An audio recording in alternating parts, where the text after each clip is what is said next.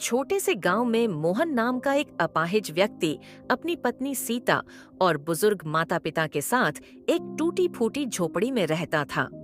अपाहिज होने की वजह से वह कोई काम नहीं कर पाता था, जिससे घर चलाने की जिम्मेदारी उसके बुजुर्ग माता पिता पर थी। सर्दियों का मौसम शुरू हो चुका था, जिससे फसल भी ठीक से नहीं हो रही थी। ठंड इतनी ज्यादा थी कि गांव के लोग भी घरों से बाहर नहीं निकलते थे। लेकिन इसी कड़ाके की ठंड में मोहन के माता पिता खेतों में काम करने के लिए जाने को मजबूर थे। अब इस बूढ़े शरीर से और कितनी मेहनत हो पाएगी, यह तो भगवान ही जानते हैं। सुबह से शाम तक खेतों में काम करते रहते हैं, फिर भी पेट भरने के लिए खाना पूरा नहीं जुटा पाते। सारा दिन मेहनत करने के बाद भी रात को आधे पेट सोना पड़ता है। लगता है जैसे किस्मत ने भी हमसे मुंह मोड़ लिया है। तुम फिक्र मत करो, जब तक हम एक दूसरे का सहारा हैं, कोई भी मुश्किल हमें तोड़ नहीं सकती। जिंदगी चाहे जितनी भी कठिन हो, जब तक हमारी सांसें चल रही हैं, हम इस संघर्ष को मिलकर सहते रहेंगे और एक दूसरे का साथ नहीं छोड़ेंगे। माँ बाबा, मैं ही आपकी सारी परेशानियों की वजह हूँ। अगर मैं अपाहिज ना होता और कुछ काम कर पाता तो आपको इस उम्र में इतनी मेहनत और तकलीफें नहीं झेलनी पड़ती। काश मैं भी आपका सहारा बन पाता और आपकी मदद कर पाता, तो शायद आज हालात ऐसे ना होते। मेरे कारण ही आपको ये दिन देखने पड़ रहे हैं। नहीं बेटे, तू ऐसा क्यों कह रहा है? इसमें तेरी कोई गलती नहीं है। हम तुझे दोष कैसे दे सकते हैं? ये सब शायद हमारे भाग्य का खेल है। हो सकता है भगवान हमारी किसी पिछली जिंदगी की गलती का हिसाब ले रहे हों, इसलिए हमें इस जन्म में ये सब सहना पड़ रहा है। लेकिन बेटा, ये समय भी गुजर जाएगा। हमें बस धैर्य रखना होगा और भगवान पर भरोसा करना होगा। मोहन, ऐसा मत सोचो। जिंदगी में हर समय एक जैसा नहीं रहता। ये मुश्किलें भी एक दिन खत्म हो जाएंगी। भगवान हमारी मेहनत और दुआओं को जरूर देख रहे हैं। हमें बस भरोसा रखना है कि एक दिन सब ठीक हो जाएगा। मेहनत और प्रार्थना कभी बेकार नहीं जाती। यह परिवार गहरी गरीबी और संघर्ष के बीच अपनी जिंदगी गुजार रहा था।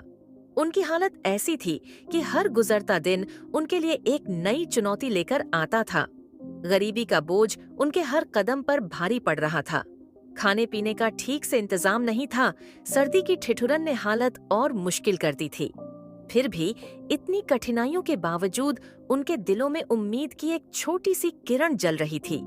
वे अपने हालात से लड़ने का हौसला बनाए हुए थे, क्योंकि उन्हें यकीन था कि एक दिन उनकी जिंदगी बेहतर हो सकती है।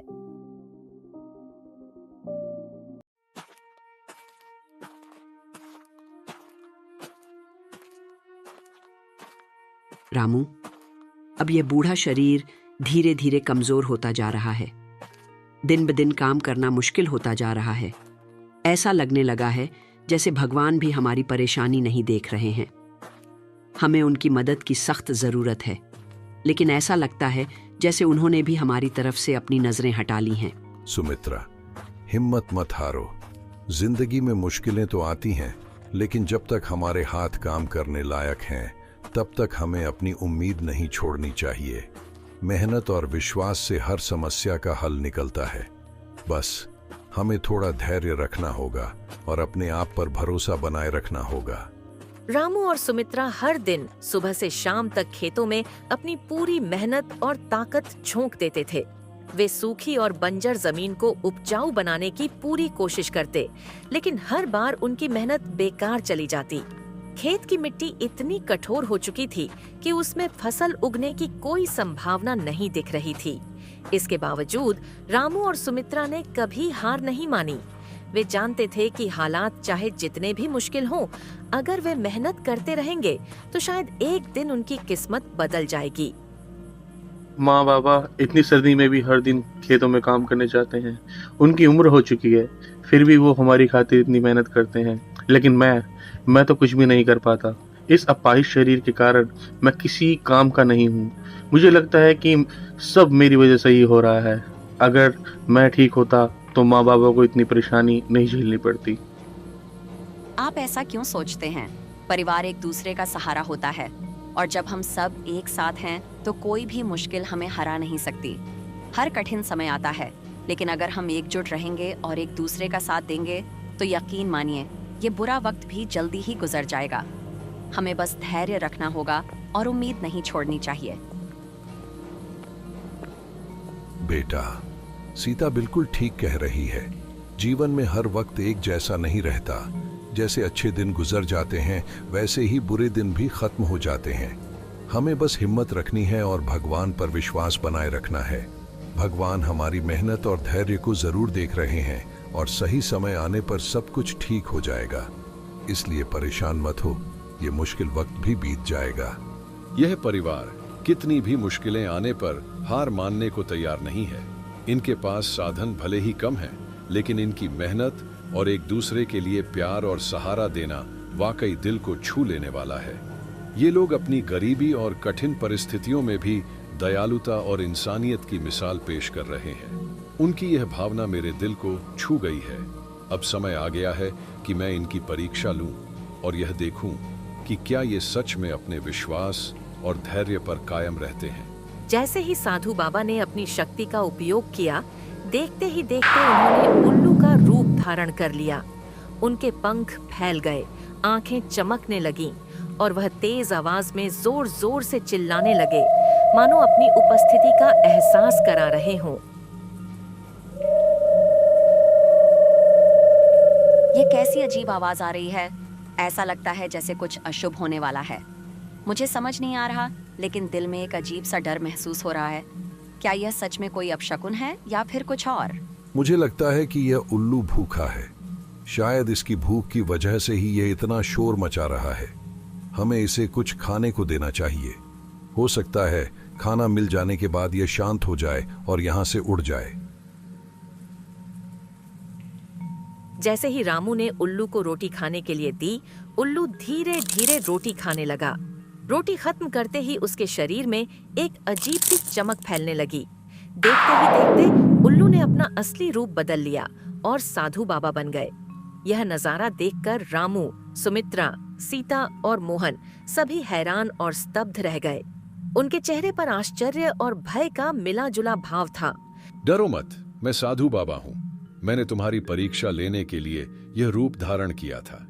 तुम्हारी दया, मेहनत और सहनशीलता ने मेरा दिल जीत लिया है। तुमने कठिनाइयों में भी अपनी इंसानियत और विश्वास को बनाए रखा। यह पवित्र जल लो, इसे अपनी बहू को पिला देना। यह जल तुम्हारे जीवन में खुशियां और नए अवसर लेकर आएगा। तुम्हारा संघर्ष अब समाप्त होने वाला है। कुछ महीनों बाद सीता के गर्भवती होने की खबर पूरे परिवार में खुशी लेकर आती है। घर का माहौल बदल जाता है और सभी के चेहरों पर उम्मीद की झलक दिखने लगती है। रामू और सुमित्रा अपने आने वाले पोते पोती की कल्पना करके बेहद खुश होते हैं। मोहन के चेहरे पर भी संतोष और खुशी झलकती है। पूरा परिवार इसे भगवान का आशीर्वाद मानकर बार बार उनका धन्यवाद करता है। गरीबी और मुश्किलों के बीच यह खबर उनके लिए किसी नई उम्मीद की किरण जैसी थी। ये तो साधु बाबा का दिया हुआ आशीर्वाद है। उनके आशीर्वाद से हमारे घर में खुशियां लौटने वाली हैं। अब हमारे जीवन में एक नई शुरुआत होने जा रही है जो सब कुछ बदल देगी। सीता ने जब एक कौवे को जन्म दिया तो पूरा परिवार हैरान रह गया। अरे यह क्या हो गया? यह तो बच्चा नहीं बल्कि एक कौवा है। ऐसा कैसे हो सकता है? चाहे यह जैसा भी हो, लेकिन यह मेरी ही संतान है। मैंने इसे जन्म दिया है, इसलिए यह मेरा अपना है। मैं इसे पूरे दिल से स्वीकार करूंगी और हमेशा अपने बेटे की तरह प्यार करूंगी। सीता ने उस चमत्कारी कौवे को पूरी तरह से अपना लिया था। उसके लिए यह कौवा सिर्फ एक पक्षी नहीं बल्कि उसकी ममता का प्रतीक बन चुका था। सीता ने उसे उसी प्यार और अपनापन से पाला जैसे कोई माँ अपने बच्चे को पालती है। उसने कभी यह महसूस नहीं होने दिया कि यह कौवा किसी तरह से अलग है। वह उसकी हर जरूरत का ध्यान रखती और हर दिन उसकी देखभाल में जुटी रहती। सीता का यह निस्वार्थ प्रेम इस बात का प्रमाण था कि सच्चा अपनापन खून के रिश्तों से नहीं, दिल के रिश्तों से बनता है। अब कौवा बड़ा हो चुका था और उड़ने की कोशिश कर रहा था। धीरे धीरे उसने अपने पंख फैलाए और उड़ने लगा। जैसे ही उसने हवा में अपने पंख फड़फड़ाए, उसके पंखों से हीरे गिरने लगे। यह नजारा देखकर सभी हैरान रह गए और समझ नहीं पा रहे थे कि यह चमत्कार कैसे हो रहा है। कौवा जब भी अपने पंख फड़फड़ाता, उसके साथ ही उसमें से चमचमाते हीरे गिरते। यह अद्भुत घटना बार बार होती, जिससे परिवार की हालत धीरे धीरे सुधरने लगी। थोड़े ही समय में इन हीरों की वजह से परिवार की सारी परेशानियां खत्म हो गईं। अब उनकी जिंदगी में न तो गरीबी रही और न ही कोई दुख। यह कौवा हमारे लिए भगवान का आशीर्वाद है। इसके आने से हमारी जिंदगी पूरी तरह बदल गई। जो मुश्किलें और परेशानियां हमें घेर रही थीं, वह सब खत्म हो गईं।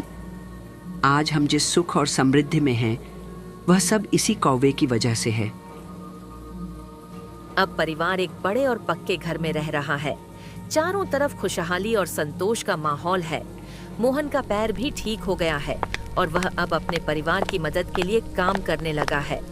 कठिन समय की यादें भले ही पीछे छूट गई हों, लेकिन उस दौर ने उन्हें एकजुट रहना और धैर्य रखना सिखा दिया।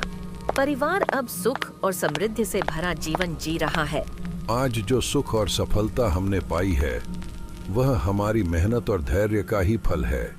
मुश्किल समय कितना भी बड़ा क्यों न हो, अगर हम हिम्मत न हारें और पूरे दिल से प्रयास करते रहें, तो एक दिन अच्छा समय जरूर आता है।